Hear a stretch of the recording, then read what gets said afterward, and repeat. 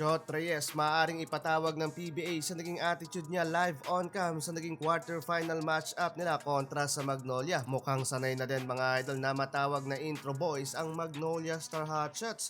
Dinali pa sila mga idol ng TNT Tropang 5G at dinala pa ang laban sa parehong do or die game. Sisiguraduhin mga idol ni na Chot Reyes na manatiling buhay ang kanilang Grand Slam dream. So ayun na nga mga idol, nagsimula na ang playoff sa 49 PBA Philippine Cup. Sa dalawang unang laban mga idol, parehong bigo na maipadala ng NLEX at Magnolia. Sa Boracay Cup ang TNT at Rain or Shine. Parehong nakaka-survive mga idol etong dalawang underdog team sa mga kupunan na may twice to beat advantage. Sa NLEX nga mga idol, dikit din ang laban kung saan 3 puntos lang ang lamang ng Ross 89-92 final score.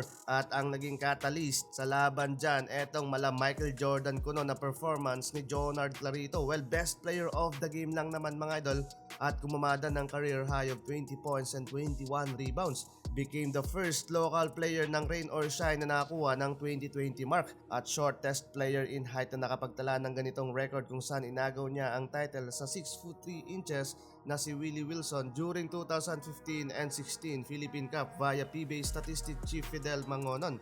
Grabe nga mga idol yung pinakitang performance niya lalo na sa last quarter. Kahit kalabaw mga idol ang small forward at grabe din yung naging hustle niya both offense and defense. Nakapagtala din dyan mga idol ng 20 points and 5 rebounds si Adrian Nukum dahil ng malaking pagkapanalo nila. Isa na lang mga idol, maaaring sila pang makapasok sa semifinals. Habang nasayang naman sa kabila mga idol ang ginawang combined 31 points ni Namukun at Robert Bolick. Dali-dali nga mga idol umalis ng arena si Mr. Bigote kasama ang kanyang misis at hindi na rin pa nagpa-unlock sa media. Samantalang ang main event sa first day ng quarterfinals, madrama at naging maaksyon mga idol lang naging laban. Uminit nga dyan mga idol ang TNT head coach na si Chot Reyes sa mga napaka-bias daw na tawag ng referee lalo na sa last 36 seconds ng first half kung saan pumabor ang tawag ng referee sa Magnolia sa rebound play ni na Calvin Oftana at William Navarro. Na-upset doon mga idol si Coach Chot Reyes nangyari and out of frustration sinipa nga mga idol ang upuan sa sideline at nabigyan pa ng technical foul for complaining sa mga referee. Ayon kay Coach Chot Reyes, na-frustrate daw siya dahil sa mga non-calls ng mga referee sa first half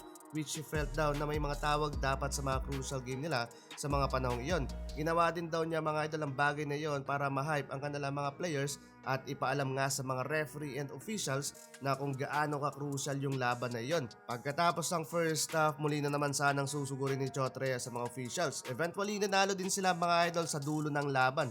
Pero sa naging attitude ni Coach Chot Reyes live cam, maaaring ipatawag ito ng PBA. Samantalang nasa bukana na din mga idol ng airport ang Magnolia papunta sa Boracay. Isa pang pagkakamali nila sa kanilang do or die game sa Sabado, paniguradong uulanin ng pambabash ang Magnolia Star Hotshots.